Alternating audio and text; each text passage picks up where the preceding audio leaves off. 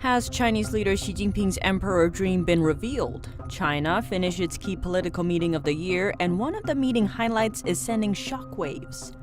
During the meeting, two suns appeared in the sky in a city close to Beijing. The Chinese say it's a sign of something big to come.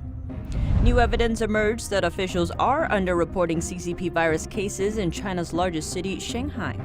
80% of China's medical care funding goes to CCP upper-level officials, and this is only the tip of the iceberg. And the United States is removing the CCP's entities of influence in the country one by one. Welcome to China in Focus. I'm Tiffany Meyer. China's top leadership concluded one of the key meetings of the year this Thursday. But one of the highlights of the meetings is raising alarms. NTD's Juliet Song reports.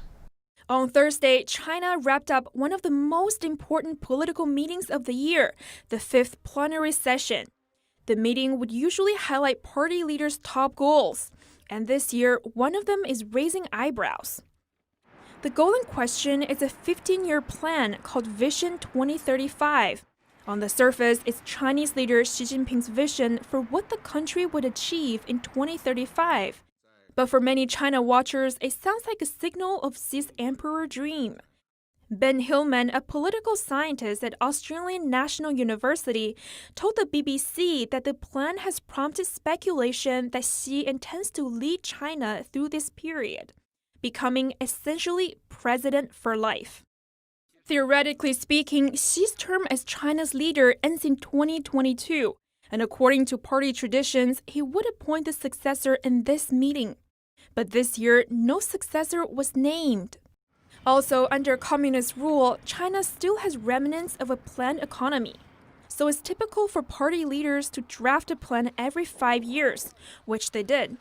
But a 15-year plan is really rare, even for Communist Party officials. Also, the plan comes at a time when China is facing ever-increasing uncertainties. With a battered economy and the pandemic, a 15-year plan seems highly optimistic. But Xi's plan may have been long in the making. China's law used to limit the leader to 2 terms, but in 2018, Xi removed the limit, which technically allows him to stay in power as long as he wishes. Juliet Song, NTD News. During the CCP fifth plenary session in Beijing, unusual things happened. In the northern Chinese city Shijiazhuang, people witnessed 2 suns in the sky Wednesday morning. A video circulating online seemed to show 2 suns of different sizes in the sky at around 9 a.m. local time. Scientists say it's an atmospheric optical phenomenon. They call it a sundog, referring to a concentrated patch of sunlight, occasionally seen about 22 degrees to the left or right of the sun. However, many Chinese people believe that it's a sign of a new era coming, according to Chinese traditional culture. A master of Dao school, Li Chunfeng, lived 1,400 years ago. His prophecy book is proven to be one of the most accurate in history. He once wrote, "When 2 suns appear together, subordinate warlords will conspire a destruction. There will be wars, and the one against the law will be eliminated." New information surfaced suggesting that Chinese officials are underreporting virus cases, and local residents are saying officials are downplaying the severity of the spread. Recently, the Shanghai Municipal Health Commission underreported confirmed CCP virus cases in a public report. About 20 days ago, a person returning to Shanghai from abroad had tested positive for the virus. This was near the end of their 14-day quarantine period when he was at home. He returned to Shanghai from abroad. He took a nuclei test and stayed home to quarantine. Towards the end of quarantine, he failed the nuclei test and tested positive. But the Health Commission did not disclose the case in their report. Instead, the report stated that all persons who tested positive returning to Shanghai from abroad about 20 days ago had tested positive within the first 7 days of their quarantine, and no one after the 7th day. In an interview with the local neighborhood committee staff, they told us that the person who tested positive may now have spread the virus because they had contact with other people, and those people will have had contact with other people, and so on. The Shanghai Municipal Health Commission denied that the virus has spread, saying in a public report that everyone the person had contact with tested negative. The interviewee told us that the commission's claims are likely false. They quarantined a lot of people. Officials say they're all negative. That's false. It's definitely false. Think about it. The person who's tested positive has been in contact with a lot of people, and those people have been in contact with a lot more people. Local residents said that a few days ago, hospitals and communities in Shanghai had greatly stepped up virus prevention and control, and doctors were being fully covered with goggles, masks, and other protective clothing. These are signs that the virus situation has worsened. In China, Chinese Communist Party officials have many privileges, even when they retire. This is especially seen in healthcare, where 80% of China's medical resources go to the privileged class. Chinese citizens often run into what's become a severe problem in the country: poverty incurred by illness. Some say once a person enters the intensive care unit in a hospital, decades' worth of savings will disappear in mere months. Many blame the country's poorly developed medical system, but the reason may be something else entirely. Yin Da-kui is China's former Vice Minister of Health. Years ago, he exposed that out of the annual cost of medical care in China, 80% goes to CCP officials. That's as 20% is used for the rest of the country's 1.3 billion people. In China, every provincial-level capital city is equipped with wards in their public hospitals. They're specifically designed for regime officials and other privileged people. There are also sanatoriums in various cities, made for high-ranking officials to receive care. The specialized hospital wards are labeled with different names, ranging from integrated ward to VIP ward to special needs ward. All of these designated areas inside hospitals share the same trait: a quiet, fully equipped, luxury environment. Medical care at this level is very expensive. For example, staying at an ICU room here can cost over $30,000 daily. But the high price tag isn't only for privileged patients, as they pay with public tax money collected by the regime. Huge quantities of government healthcare funds are wasted this way. What's worse, the money comes out of the already limited government funding. Then Minister of Health Chen Zhu said during the 2012 Davos conference that China's healthcare costs only take up around 5% of GDP. That's lower than that of low-income countries. But the proportion of individuals' healthcare payments reached nearly 60%, a figure much higher than that of developed countries, and many developing countries. Again, no individual payment is required for CCP officials and those from privileged backgrounds. But this is only part of the story. Another section that comes into play is the 981 Chiefs Health Project. It was launched by Beijing's No. 301 Hospital, otherwise known as the People's Liberation Army General Hospital, in 2005. The project specifically provides medical care for high-ranking CCP officials. The facility is equipped with teams of expert researchers and healthcare staff, as well as cutting-edge labs and equipment. According to an archived screenshot, the project's research focuses on 3 areas: the health promotion module, so clients don't get sick, the youth revitalization module, so clients don't get old, and what's called Project Longevity 150. Its goal is reportedly to extend life expectancy to 150 years. Regime officials have a long history of taking from others to benefit themselves. Former communist leader Mao Zedong's private doctor, Li Zhisui, detailed some of the unusual practices in his book. That includes how Mao's wife arranged for young soldiers to donate blood for her own personal transfusions. That's because she's thought to have believed blood from young, strong men could improve longevity. Stephen Wesley Mosher is the president of nonprofit organization the Population Research Institute. During an interview with the Epoch Times American Thought Leaders program, he mentioned that some senior party officials received similar blood transfusions back in the 60s. He added that the transfusions later turned into organ transplants. The regime is also known for its forced organ harvesting practices, particularly from prisoners of conscience. Outside of medical care, CCP officials also enjoy other privileges, like luxury retirement benefits. The retirement system for Chinese officials is hierarchical. Officials at the county level and below will only receive a certain percentage of their salary after retirement. Same for their publicly funded medical care coverage. For officials at local, municipal, or city levels, they'll get 100% of their salaries and healthcare benefits, while those at the provincial level and above will be granted even more privileges and luxury. It's not uncommon for CCP top officials to enjoy enormous wealth. According to a Hong Kong political magazine, retired senior officials spent more than $10 billion annually in 2014. That's an average of over $4 million per person among the top 12 CCP leader positions. Reporting by Xu Wenhui. The Trump administration is designating a Chinese state-controlled organization in the U.S. as a foreign mission. It's also withdrawing from an agreement to promote local-level cooperation between the countries.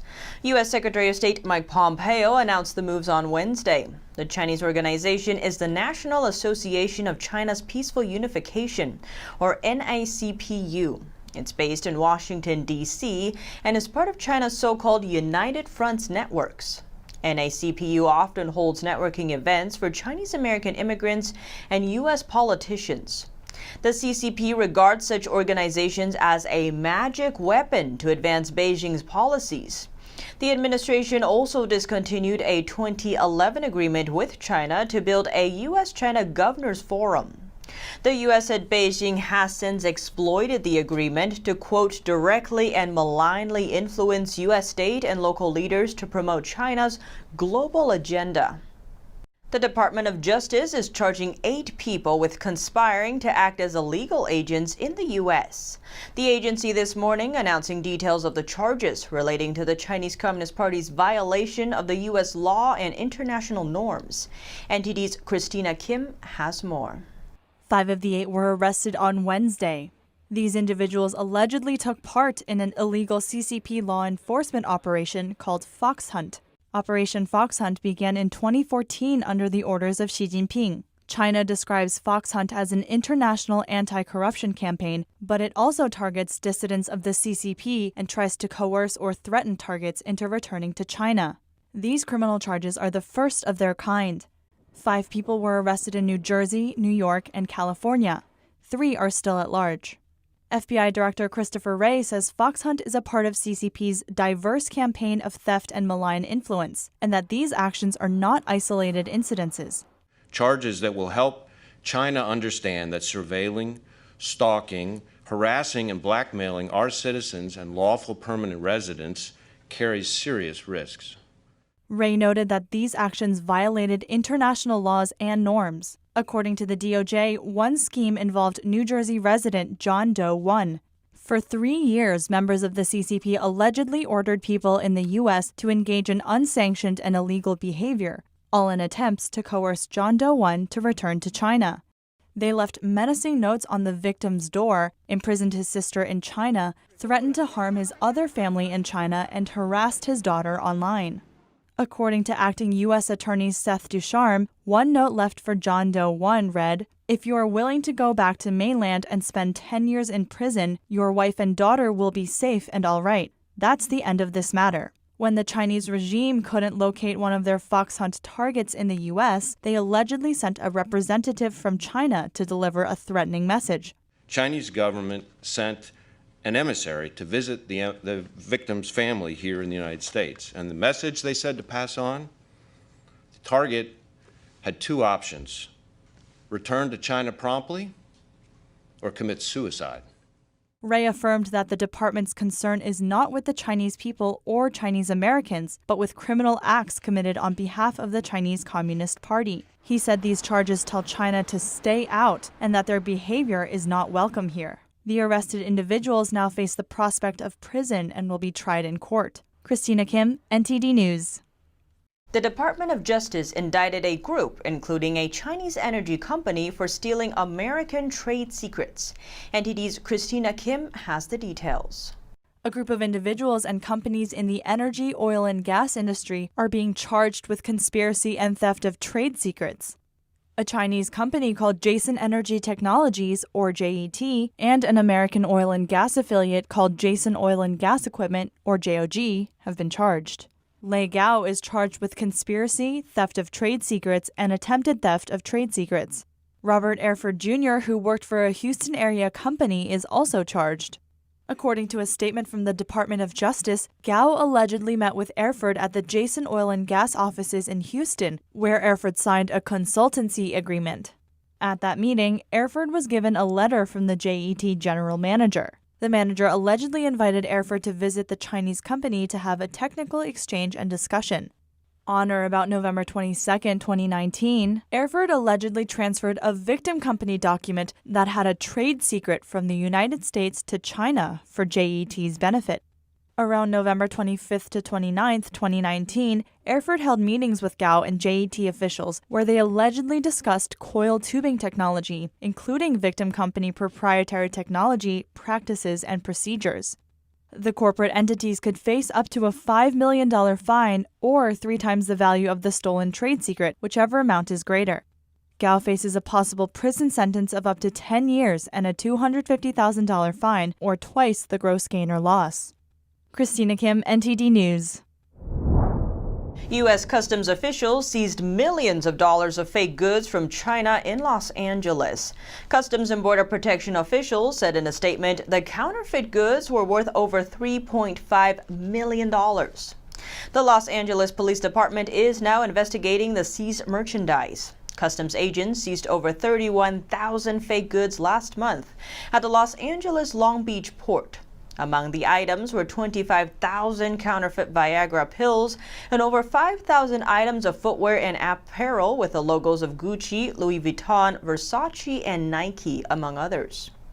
All the goods came in a cargo shipment from China. The director of Los Angeles CBP Field Operations said in a statement counterfeit goods damage the American economy, adding the goods can threaten the health and safety of consumers. He recommends consumers only buy from legitimate sources to protect themselves. He said by buying fake goods, consumers are often giving money to transnational criminal organizations. Counterfeit goods flooding the American market isn't new. The FBI issued a report in August this year detailing how China costs the U.S. $200 to $600 billion annually in stolen trade secrets, counterfeit goods, and pirated software. U.S. Secretary of State Mike Pompeo hailed Indonesia's decisive action to protect its sovereignty in the waters near the Natuna Islands on the South China Sea. China also claims it as its territory. Natuna Islands is about 100 miles from the Indonesian coastline and about 1,000 miles from the Chinese coastline. Our law-abiding nations reject the unlawful claims made by the Chinese Communist Party in the South China Sea. We also welcome the example Indonesia set with decisive action to safeguard its maritime sovereignty around the Natuna Islands. The Indonesian defense minister visited the U.S. earlier this month. Both nations agreed to enhance defense cooperation. That includes strengthening Indonesia's defense capabilities and U.S. arms sales to the country, as well as military exercises and intelligence sharing, among others. Prior to his visit to Indonesia, Pompeo visited India, Sri Lanka, and the Maldives. He is scheduled to fly to Vietnam later on Thursday. The Philippines is building up their own fleet to counter the growing Chinese threat in the region. The Philippines Foreign Affairs Secretary said they were building their own fleet to swarm all over the place in the South China Sea. He made the comments at an online discussion on Monday held by Asia Society. The strategy for flooding the sea with vessels is to increase the likelihood of one of the military vessels getting hit in the highly disputed waters. Such an accident would trigger the Philippines' defense treaty with the U.S. U.S. Secretary of State Mike Pompeo said last year any armed attack on Philippine forces, aircraft, or public vessels in the South China Sea would trigger mutual defense obligations under the treaty. The Philippine Navy Chief Vice Admiral announced plans on Monday to deploy a fleet of over 200 armed militia to patrol the South China Sea region.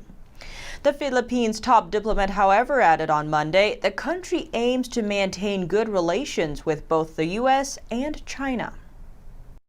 The Chinese regime is marking the 70th anniversary of the Korean War in a high-profile manner, a war it fought alongside the North Koreans. This as internal documents obtained by NTD show that China has been financing the North Korean economy. China has been secretly funding North Korea to build infrastructure. That's according to internal documents obtained by NTD.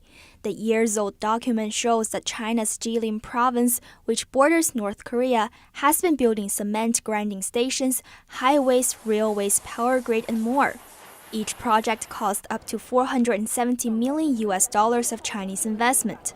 Another 2014 document shows that China has been providing advanced agricultural technology to North Korea. Likewise, the cost falls on the side of the Chinese, while North Korea barely needs to pay anything. It's no secret that China has been assisting North Korea in multiple areas. Its relationship with North Korea is a major leverage for China to deal with the U.S. That's because the U.S. is worried about North Korea's nuclear project. And some American politicians believe in cooperation with China to tackle North Korea's threat. But this mindset may have been taken advantage of by the Chinese regime. A U.S. official recently accused China of helping North Korea launder money from massive cyber theft. That's in violation of international sanctions backed by China. Not a surprise, I think, to this audience is the involvement of China in helping the North Koreans evade the sanctions. So in helping them launder money that they have somehow gotten or that they want to bring into the regime or that they've stolen. And otherwise helping them sort of move goods. UN experts estimate that North Korea generated $2 billion last year for its weapon programs. They did so by using widespread and increasingly sophisticated cyber attacks to steal from banks and cryptocurrency exchanges. The official also said that it's an open secret that China has been helping North Korea circumvent sanctions. Beijing insists it fully enforces UN sanctions on North Korea. Penny Zhou, NTD News. And that's all for today's China in Focus. Thanks for watching and see you tomorrow.